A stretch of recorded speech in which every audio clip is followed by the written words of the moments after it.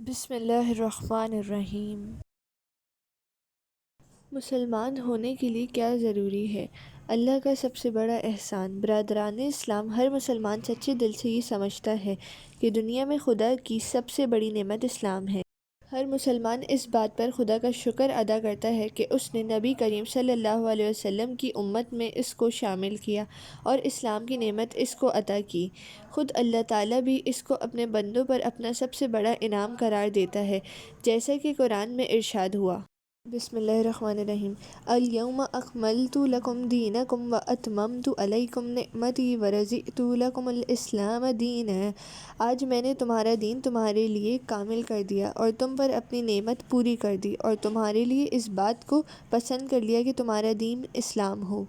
احسان شناسی کا تقاضا۔ یہ احسان جو اللہ تعالیٰ نے آپ پر فرمایا ہے، اس کا حق ادا کرنا آپ پر فرض ہے، کیونکہ جو شخص کسی کے احسان کا حق ادا نہیں کرتا وہ احسان فراموش ہوتا ہے، اور اس سے بدتر احسان فراموشی یہ ہے کہ انسان اپنے خدا کے احسان کا حق بھول جائے۔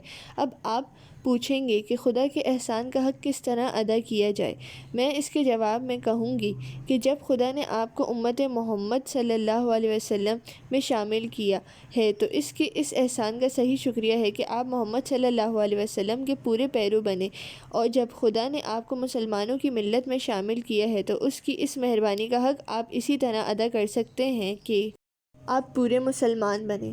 اس کے سوا خدا کے اس احسان عظیم کا حق آپ اور کسی طرح ادا نہیں کر سکتے، اور یہ حق اگر آپ نے ادا نہ کیا تو جتنا بڑا خدا کا احسان اتنا ہی بڑا اس کی احسان فراموشی کا وبال بھی ہوگا۔ خدا ہم سب کو اس وبال سے بچائے، آمین۔ کیا مسلمان نسل کا نام ہے؟ ذرا دماغ پر زور ڈال کر سوچئے کہ آپ مسلمان کا لفظ جو بولتے ہیں اس کا مطلب کیا ہے؟ کیا انسان ماں کے پیٹ سے اسلام ساتھ لے کر آتا ہے؟ کیا ایک شخص صرف اس بنا پر مسلمان ہوتا ہے کہ وہ مسلمان کا بیٹا اور مسلمان کا پوتا ہے؟ کیا مسلمان بھی اسی طرح مسلمان پیدا ہوتا ہے جس طرح ایک برہمن کا بچہ برہمن پیدا ہوتا ہے، ایک راجپوت کا بیٹا راجپوت اور ایک شودر کا لڑکا شودر؟ کیا مسلمان کسی نسل یا ذات برادری کا نام ہے کہ اس طرح ایک انگریز کسی انگریز کے گھر پیدا ہونے کی وجہ سے انگریز ہوتا ہے اور ایک جاٹ قوم میں پیدا ہونے کی وجہ سے جاٹ ہوتا ہے؟ اس طرح ایک مسلمان صرف اس وجہ سے مسلمان ہو کہ وہ مسلمان نامی قوم میں پیدا ہوا ہے؟ یہ سوالات جو میں آپ سے پوچھ رہی ہوں، ان کا آپ کیا جواب دیں گے؟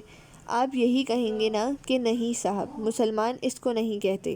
مسلمان نسل کی وجہ سے مسلمان نہیں ہوتا، بلکہ اسلام لانے سے مسلمان بنتا ہے، اور اگر وہ اسلام کو چھوڑ دے تو مسلمان نہیں رہتا۔